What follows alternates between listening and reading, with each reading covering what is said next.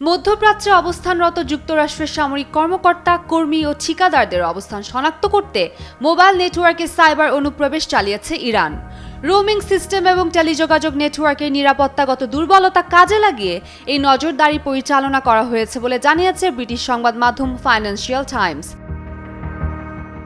এতে বলা হয়েছে, মোবাইল নেটওয়ার্ক পর্যবেক্ষণকারী গবেষণা উদ্যোগ মোবাইল সার্ভেইলেন্স মনিটরের টেলিকম তথ্য এবং বিষয়টির সঙ্গে সংশ্লিষ্ট একাধিক সূত্রের ভিত্তিতে এ প্রতিবেদন তৈরি করা হয়েছে। প্রতিবেদন অনুযায়ী বিষয়টি প্রকাশ্যে আসার পর মার্কিন আইন প্রণেতারা উদ্বেগ জানিয়েছেন।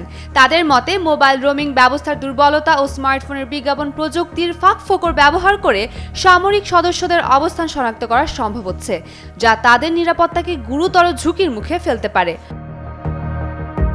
উপসাগরীয় অঞ্চলের কয়েকজন কর্মকর্তা ধারণা করছেন, ইরান বা তাদের মিত্ররা স্থানীয় ও আন্তর্জাতিক মোবাইল অপারেটরদের মধ্যে থাকা রোমিং চুক্তির অপব্যবহার করে মার্কিন কর্মীদের অবস্থান অনুসরণ করছে।